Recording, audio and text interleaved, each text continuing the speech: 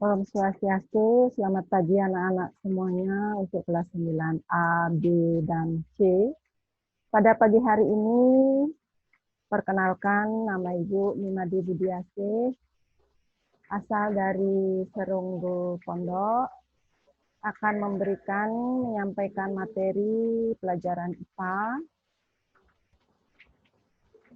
Sebelum kita masuk ke pelajaran IPA terlebih dahulu, mari kita bersama-sama berdoa terlebih dahulu supaya apa yang kita pelajari hari ini bisa berjalan dengan baik dan anak-anak semuanya bisa menerima dengan baik pula. Berdoa sesuai dengan agama dan kepercayaan masing-masing. Berdoa mulai.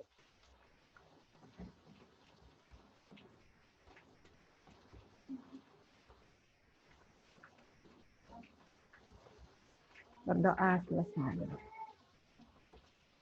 Bagaimana kabarnya anak-anak semua? Mudah-mudahan hari ini anak-anak sehat semua. Dan salam sama keluarga supaya kita diberikan kesehatan untuk menghadapi wabah ini, yaitu pandemi corona. Jaga kesehatan anak baik-baik dengan selalu mencuci tangan dengan menggunakan sabun, memakai masker apabila anak-anak bepergian, dan selalu yang paling penting adalah menjaga jarak ketika kita bersosialisasi. Nah itu salam pembuka dari Ibu.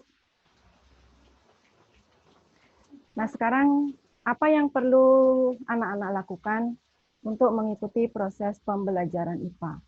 Yang pertama yang Ibu tekankan adalah masalah penilaian. Penilaian di sini ada dua. Penilaian pengetahuan yang meliputi penilaian ulangan harian, penilaian tengah semester, penilaian akhir semester, dan yang tidak kalah penting adalah penilaian tugas. Itu untuk nilai pengetahuan. Kemudian yang kedua adalah penilaian keterampilan. Penilaian keterampilan ini meliputi penilaian proyek dan penilaian produk. Nah, yang terakhir adalah penilaian sikap.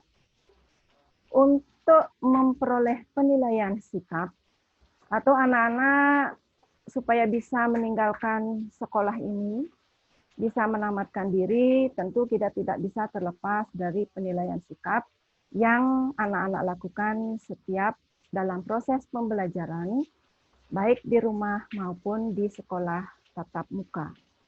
Penilaian sikap ini meliputi penilaian spiritual dan penilaian sosial. Nah, untuk menilai penilaian spiritual, nanti sewaktu-waktu Ibu akan memberikan pertanyaan kepada kalian melalui WA misalnya. Bagaimana anak-anak? Sudahkah anak-anak sembahyang? Sudahkah anak-anak yang putri-putri terutama menghaturkan sesajen? Nah itu kalau seandainya anak-anak menjawab dalam WA tersebut, maka anak-anak akan sudah mendapatkan poin penilaian spiritual. Sekaligus terimplikasi di situ adalah penilaian sosialnya. Berarti anak-anak sudah mampu berinteraksi secara sosial dengan menjawab semua pertanyaan yang diberikan oleh ibu maupun bapak guru yang lainnya. Begitu pula kalau seandainya teman-teman kalian bertanya, anak-anak wajib memberikan jawaban. Tuh, berarti penilaian sikap sosial anak-anak sudah tercermin di situ. Nah, itu untuk masalah penilaian. Nah, kemudian yang tidak kalah penting dalam proses penilaian tersebut, baik penilaian secara ulangan harian, ulangan tengah semester, maupun ulangan akhir semester, ada nilai batas akhir yang anak-anak harus dapatkan, yang disebut dengan KKM, yaitu kriteria ketuntasan minimal. Tentu anak-anak bertanya, apakah KKM di kelas 8 dengan KKM di kelas 9 ini sama? Tentu tidak. Karena kalian sudah melangkah lebih satu tahap lagi. Itu untuk KKM kelas 9 untuk seluruh mata pelajaran itu adalah 75. Berarti batas akhir nilai yang akan anak-anak peroleh di dalam memperoleh nilai baik ulangan harian maupun ulangan tengah semester maupun penilaian akhir semester itu adalah 75. Kalau seandainya nilai tersebut belum anak-anak dapatkan, dalam proses penilaian tersebut belum mencapai nilai 75, berarti anak-anak dinyatakan belum tuntas dalam setiap kompetensi dasar yang anak-anak pelajari. Apa langkah selanjutnya yang harus anak-anak lakukan? Anak-anak harus mengikuti yang disebut dengan proses remedial atau perbaikan nilai. Tentu anak-anak bertanya, setelah saya memperoleh remedial, setelah saya melakukan proses remedial, apakah saya memperoleh nilai sesuai dengan nilai yang saya dapatkan? Tentu anak-anak bertanya seperti itu. Ada aturannya anak-anak. Kalau seandainya anak-anak dalam proses penilaian remedial memperoleh nilai 100, nanti nilai yang akan anak-anak dapatkan itu bukan 100, ini sudah menjadi ketentuan. Tuh, berarti anak-anak hanya memperoleh nilai batas KKM saja, yaitu 75. Nah, sekarang bagaimana caranya kita harus supaya tidak remedi, supaya nilai yang saya dapatkan itu tidak sia-sia. Maka hal yang harus anak-anak lakukan itu adalah di dalam ulangan itu harus memperoleh nilai di atas KKM atau minimal KKM supaya jerih payah anak-anak itu tidak rugi. Bagaimana caranya kita memperoleh nilai yang maksimal? Anak-anak harus mengikuti pelajaran ini dengan baik dan dengan tekun. Bisa dipahami anak-anak? Nah, mudah-mudahan bisa dan anak-anak bisa mengerti. Nah, sekarang materi apa yang harus saya pelajari atau materi apa yang saya harus ketahui untuk pertemuan yang pertama ini? Tentu anak-anak bertanya, apa sih nanti yang akan diberikan oleh ibu gurunya? Terus seperti gitu. Nah, sekarang kita akan langsung ke kompetensi dasar yang akan kita pelajari hari ini atau bab 1 yang akan kita bahas hari ini adalah pembelahan sel yang tercakup di dalam reproduksi atau sistem perkembangbiakan pada manusia. Nah, perhatikan slide yang akan Ibu tayangkan pada pagi hari ini.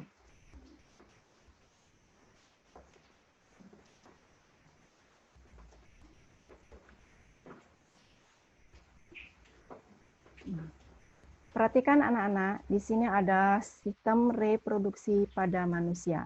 Ini adalah materi yang pertama atau kompetensi dasar yang akan kita pelajari untuk pertemuan kali ini. Tentu anak-anak bertanya, kok banyak sekali, Bu, tanda panahnya? Apa mungkin kita bisa menyelesaikan semuanya itu dalam 2 jam hari ini? Tentu tidak.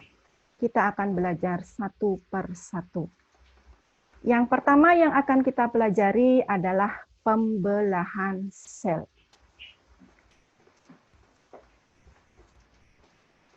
Nah, sebelum apa itu pembelahan sel? Ada tujuan yang harus anak-anak pahami dalam pertemuan kali ini, yaitu yang pertama adalah nanti anak-anak bisa mendefinisikan apa itu pembelahan sel. Kemudian yang kedua, mengapa sel itu mengalami pembelahan. Kemudian yang ketiga, memahami tahapan-tahapan atau fase-fase pembelahan sel, baik secara mitosis maupun secara meiosis. Kemudian yang keempat adalah menjelaskan ciri-ciri daripada masing-masing fase pembelahan sel tersebut. Kemudian yang terakhir adalah anak-anak bisa membedakan pembelahan sel secara mitosis dengan pembelahan sel secara meiosis. Nah, itulah 5 tujuan yang harus anak-anak pahami dan harus anak-anak kuasai dalam pertemuan pertama yang menyenangkan kali ini. Nah, sekarang Ibu akan mulai dengan definisi pembelahan sel. Apakah itu pembelahan sel? Atau apa yang dimaksud dengan pembelahan sel?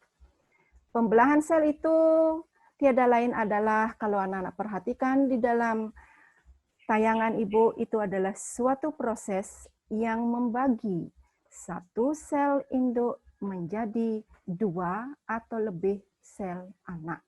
Anak-anak bisa lihat gambar, di situ terjadi lekukan-lekukan yang pada nantinya akan membagi sebuah satu sel induk menjadi 2 sel anak.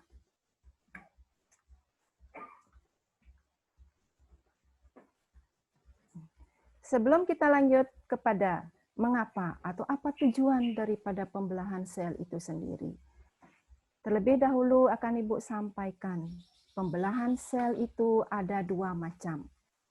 Yang pertama adalah pembelahan secara mitosis, dan yang kedua adalah pembelahan sel secara meiosis. Nah, kita lanjutkan dengan apakah tujuan pembelahan sel yang dilakukan oleh sel itu sendiri. Yang pertama, pembelahan sel itu berfungsi untuk pertumbuhan. Bisa anak-anak lihat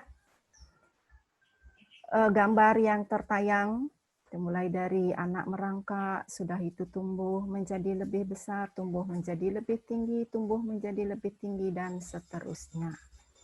Kemudian alasan yang kedua atau tujuan yang kedua mengapa sel itu membelah adalah untuk perbaikan. Anak-anak bisa lihat gambarnya di sini secara sederhana sudah ditayangkan. Kemudian yang ketiga adalah untuk reproduksi. Ini yang tidak kalah penting. Kita lanjutkan. Ibu akan ulas satu persatu mengenai alasan atau tujuan daripada sel itu mengalami pembelahan. Yang pertama adalah pertumbuhan. Tentu anak-anak masih ingat materi kelas 7.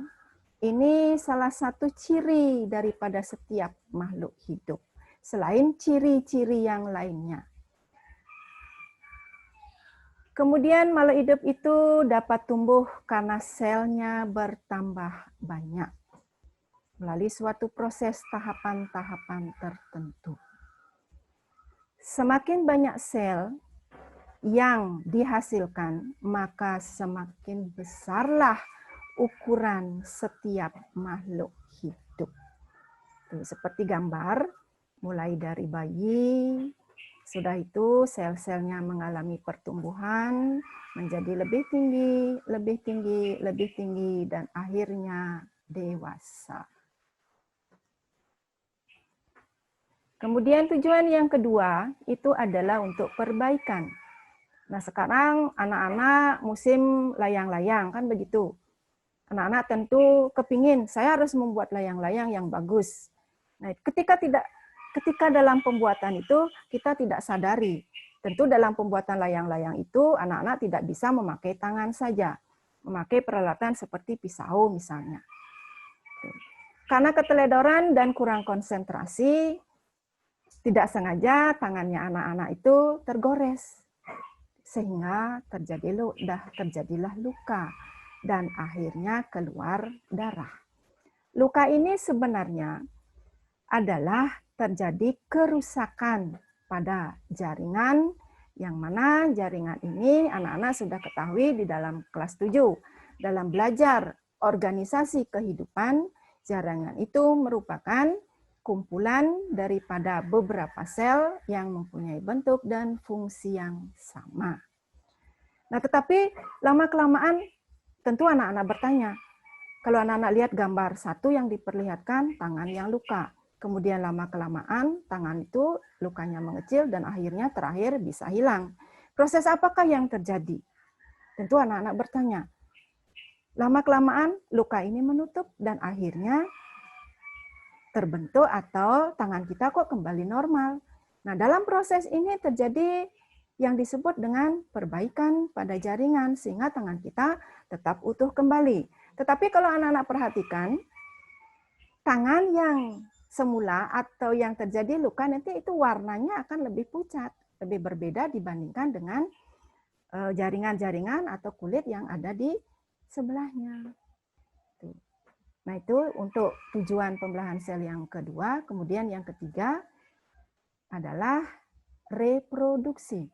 Reproduksi ini juga merupakan salah satu ciri yang dimiliki oleh setiap makhluk hidup. Tanpa adanya reproduksi, makhluk hidup tidak akan bisa melestarikan jenisnya. Tentu anak-anak bertanya, reproduksi itu berapa macamnya? Atau ada berapa macam saja? Atau dengan cara bagaimana saja makhluk hidup itu dapat bereproduksi atau berkembang biak? Yang pertama, reproduksi itu ada reproduksi aseksual atau disebut juga dengan reproduksi tidak kawin atau vegetatif. Kemudian yang kedua adalah reproduksi seksual atau disebut juga dengan reproduksi secara kawin atau generatif. Kalau anak-anak lihat di sini sudah Ibu tayangkan dua buah gambar laki dan perempuan, di mana di sebelahnya ada anak yang terkandung di dalam rahim ibunya. Itu gambarnya terpotong anak-anak. Berarti proses reproduksi itu akan bisa berlangsung kalau secara seksual tidak mungkin ada ibu saja atau tidak mungkin ada bapak saja. Maka tidak akan bisa nanti terbentuk anak seperti anak-anak yang lahir ke dunia ini.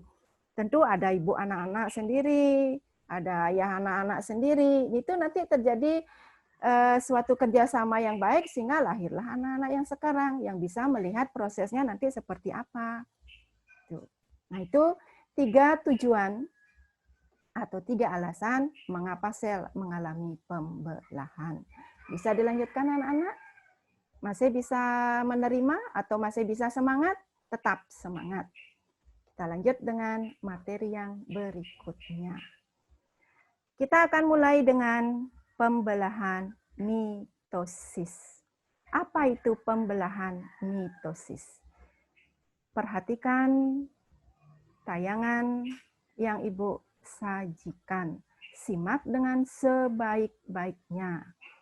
Kemudian resapi dan pahami satu per satu. Pembelahan mitosis itu tiada lain adalah pembelahan yang menghasilkan 2 sel anakan. Kemudian sel anak yang terbentuk dari proses pembelahan mitosis itu identik dengan sel induknya. Dilihat dari segi faktor genetika atau gen. Kemudian yang ketiga adalah kromosom sel anak yang terbentuk melalui pembelahan mitosis itu mempunyai jumlah kromosom yang sama dengan sel induknya. Pembelahan mitosis ini sendiri terjadi pada sel tubuh atau disebut juga dengan sel soma yang terjadi dalam proses pertumbuhan, perbaikan, dan reproduksi aseksual. Bisa dipahami? Nah, itu yang dimaksud dengan proses pembelahan mitosis.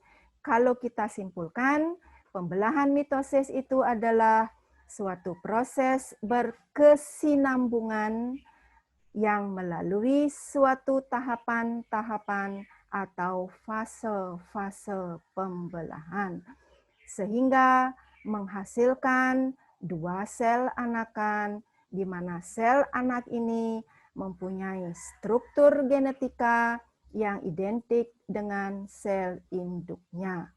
Dan jumlah kromosom sel anaknya sama dengan jumlah kromosom sel induk. Terjadi pada sel soma atau terjadi pada sel tubuh setiap makhluk hidup. Nah, mudah-mudahan tayangan atau penjelasan ini bisa anak-anak pahami untuk pembelahan mitosis. Kita lanjutkan dengan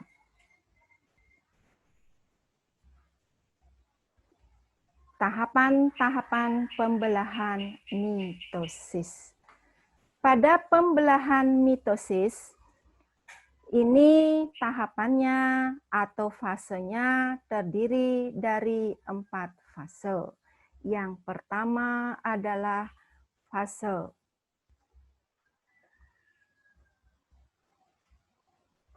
profase.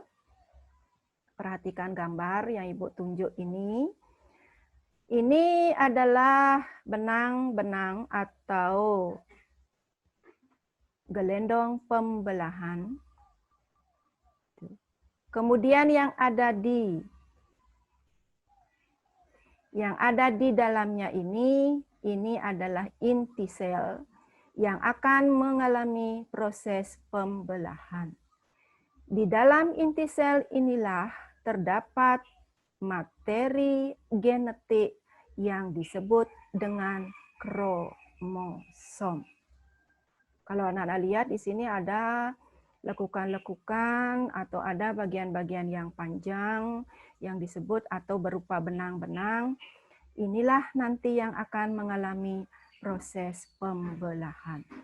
Nah, tentu anak-anak bertanya atau bisa anak-anak melihat tayangan dan bisa anak-anak membaca sendiri bagaimanakah ciri-ciri daripada fase profase. Fase profase ini merupakan tahapan pertama dari proses pembelahan sel.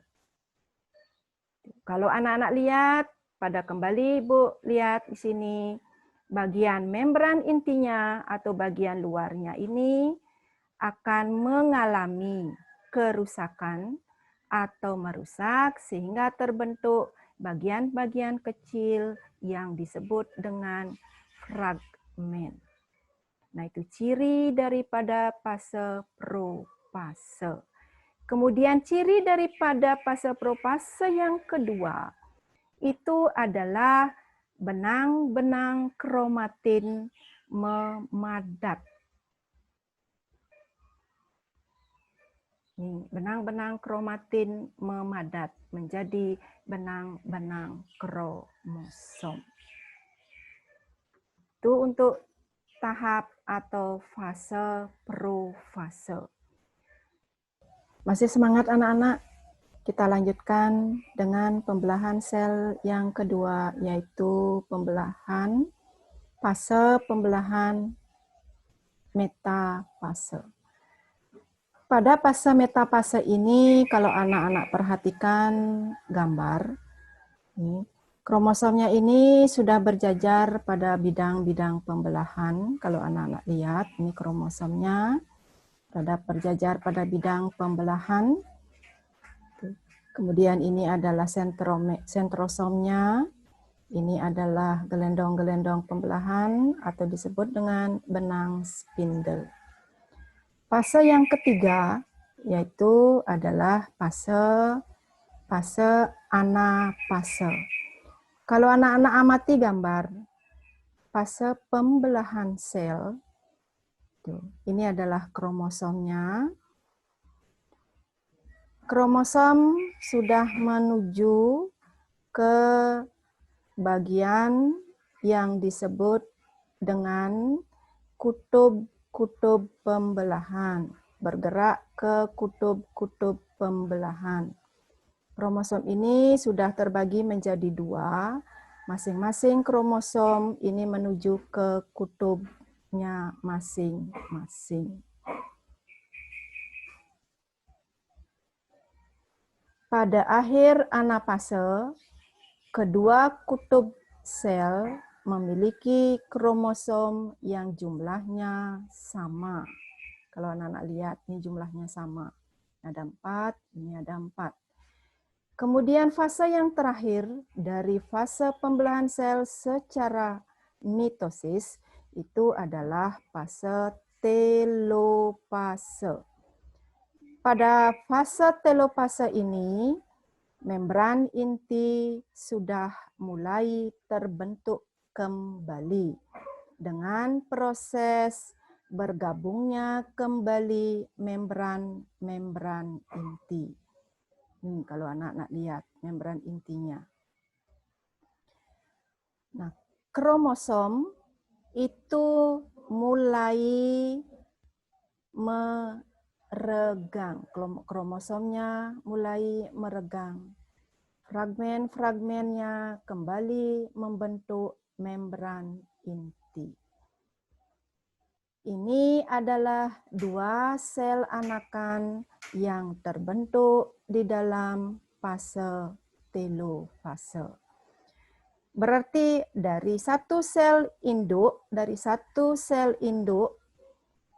setelah melalui proses fase-fase pembelahan yang meliputi profase, metafase, dan anafase, yang terakhir adalah telofase, terbentuklah dua sel anakan. Ini yang terakhir.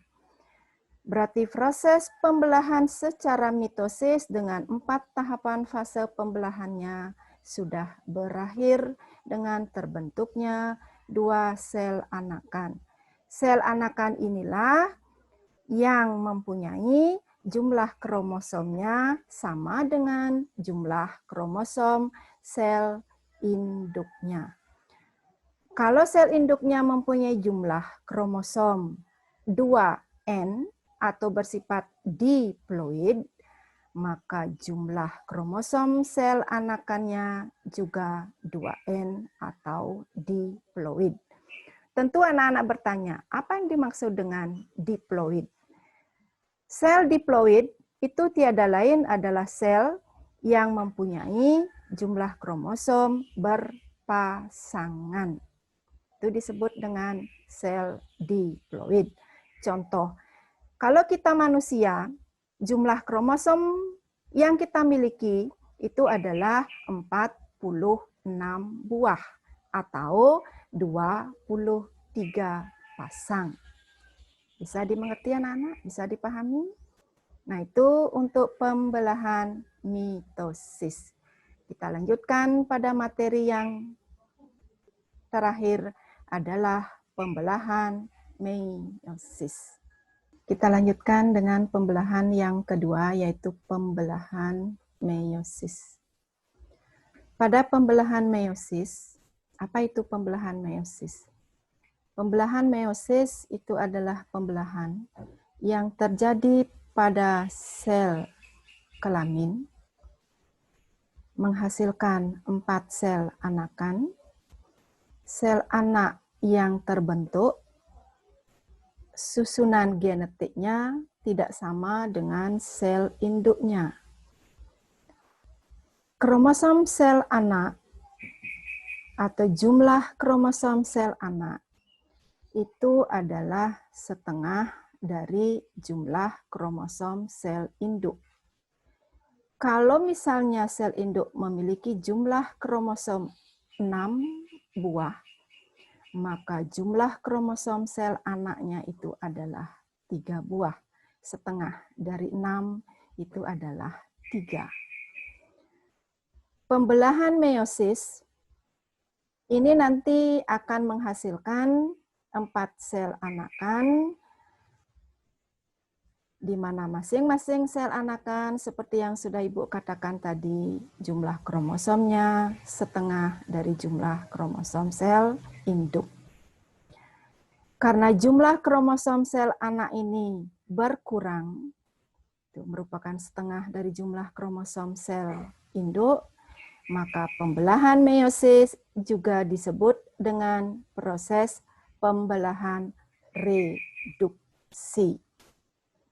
Pembelahan meiosis terjadi pada sel kelamin dalam proses reproduksi seksual, yaitu dalam proses pembentukan sperma yang disebut dengan istilah spermatogenesis, dan proses pembentukan ovum atau sel telur yang disebut dengan proses oogenesis. Nah, apakah sama fase-fase atau tahapan-tahapan pembelahan sel secara meiosis dengan pembelahan sel secara meiosis? Lihatlah materi atau tayangan berikutnya. Perhatikan gambar atau tayangan yang sudah ada di depan layar HP atau layar komputernya anak masing-masing. Bagaimana? Masih semangat? Jangan menyerah untuk belajar. Perhatikan dengan seksama. Amati satu persatu dari gambar-gambar yang anak-anak lihat atau yang ibu tayangkan. Berbeda dengan pembelahan mitosis itu tahapannya atau fasenya ada 4, sedangkan kalau pada pembelahan meiosis, kalau anak-anak lihat, ini kok banyak sekali dan ruwet. Itu mungkin dalam bayangan anak-anak. Jangan diruwetkan, mari kita gampangkan. Itu.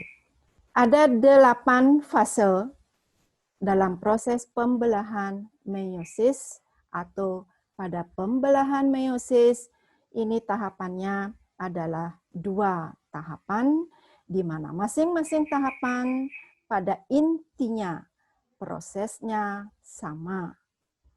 Yang pertama itu adalah disebut dengan profase juga anak-anak.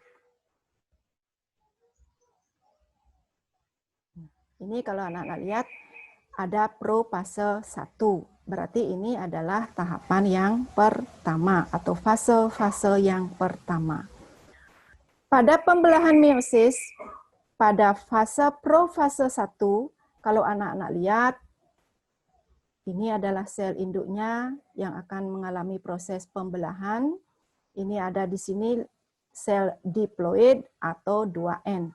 Berarti jumlah kromosomnya berpasangan.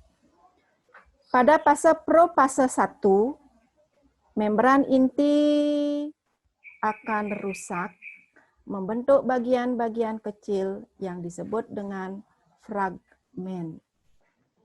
Dan terbentuk gelendong pembelahan.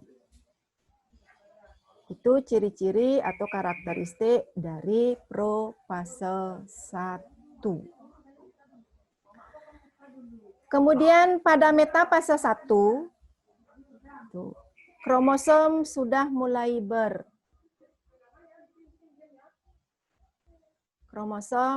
mulai berjejer pada bidang pembelahan.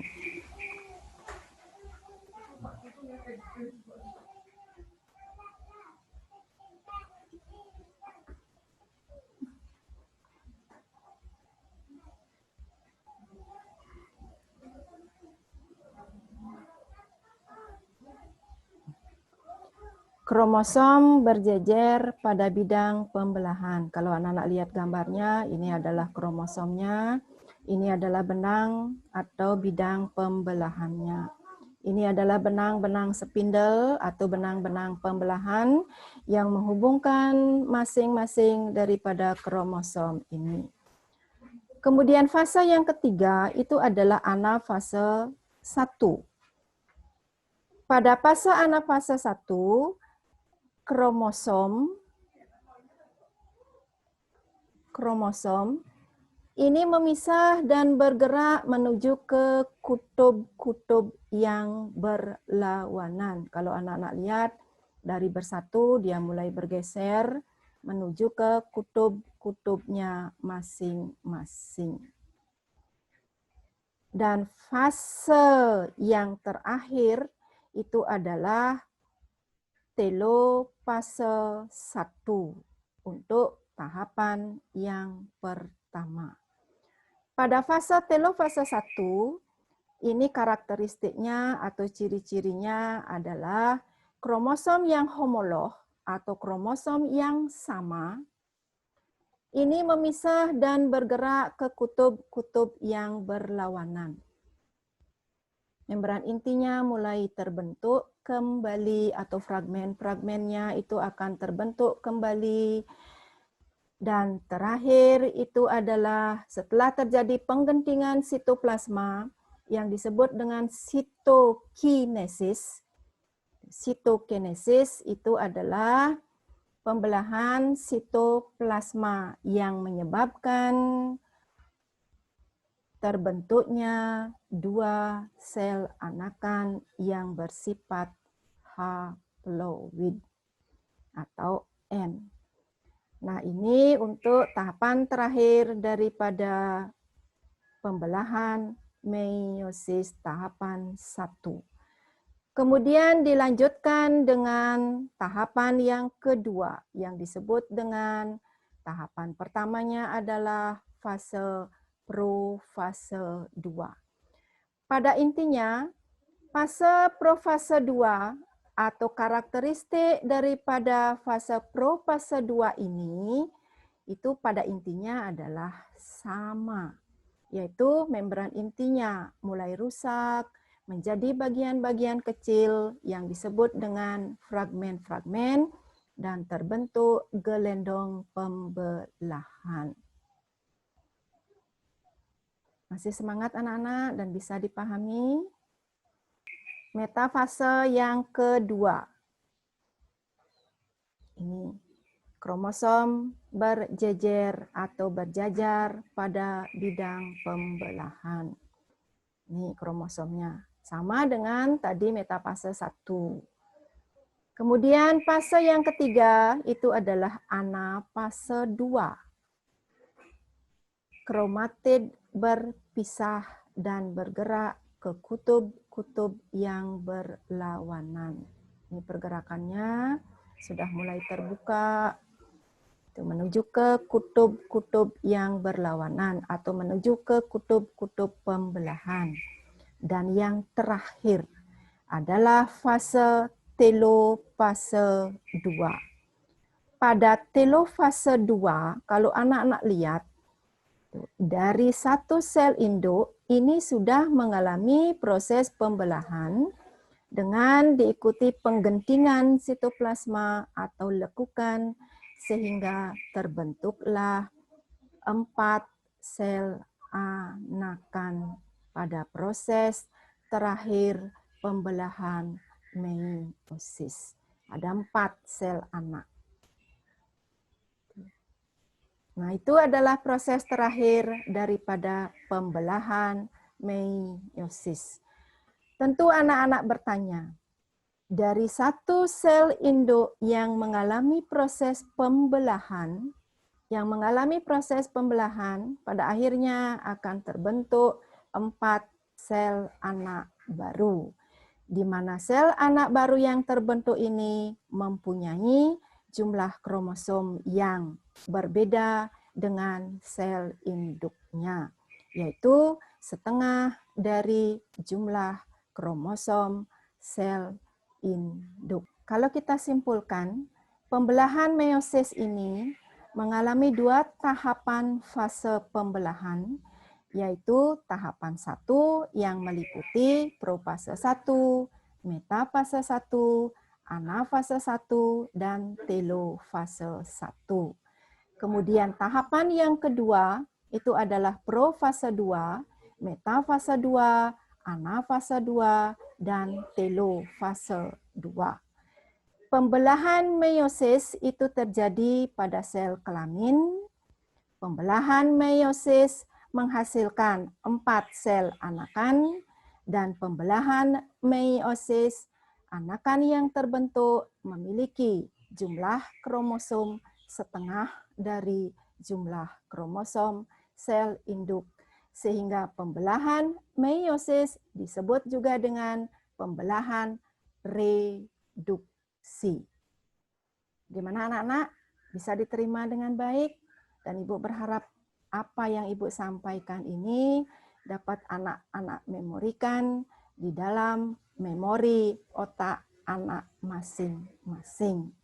Selamat mengingat dan selamat belajar dengan sebaik-baiknya.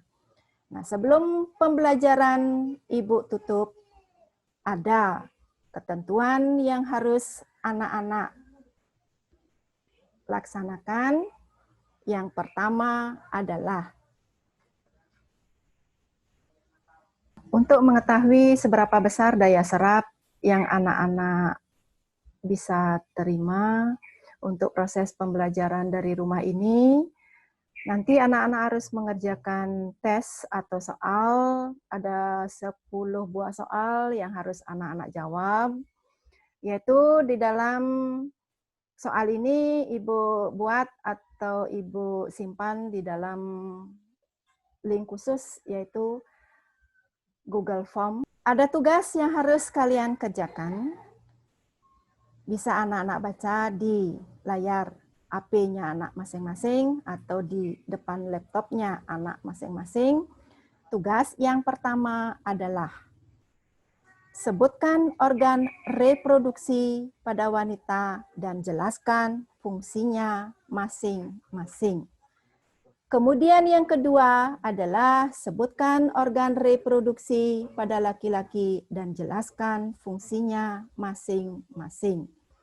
Tugas ini silakan anak-anak kerjakan pada buku catatan masing-masing sebagai bahan dokumen atau portofolio. Ada indikator yang harus anak-anak ketahui di dalam pengumpulan tugas ini. Yang pertama adalah tentu performance atau tampilan luar. Yang disebut dengan tampilan luar karena anak-anak menulis, tentu tulisannya harus serapi mungkin. Silakan anak-anak dalam menulis itu berhati-hati. Mana menggunakan huruf besar, mana menggunakan huruf kecil, ini harus diperhatikan dengan sebaik-baiknya. Kemudian indikator yang kedua, waktu pengumpulan tugas. Waktu pengumpulan tugas ini sangat penting bagi ibu selaku guru untuk memberikan reward atau nilai kepada anak-anak dan juga untuk meningkatkan rasa motivasi dan tanggung jawab atau karakter tanggung jawabnya anak-anak masing-masing. Karena melihat dari pengalaman-pengalaman yang sudah berlangsung, banyak guru-guru yang mengeluh, anak-anak itu jarang mengumpulkan tugas, tidak mau mengumpulkan tugas, terlambat mengumpulkan tugas. Kalau untuk pelajaran IPA, tidak ada yang mengatakan terlambat mengumpulkan tugas. Karena pengumpulan atau waktu pengumpulan tugas ini merupakan reward yang sangat berharga, di mana untuk anak-anak memperoleh nilai maksimal. Bisa dipahami anak-anak? Nah, selain waktu, selain tulisan, tentu yang tidak kalah penting konten daripada tugas yang akan anak sajikan, atau jawaban, atau isi daripada tugas itu sendiri, ini yang paling penting yang merespon anak-anak atau yang ibu perhatikan di dalam memperoleh nilai. Mudah-mudahan pertemuan pertama kali ini menyenangkan bagi anak-anak semua. Ibu tutup dengan Prama Santi. Om Santi, Santi, Santi, Om. Selamat belajar.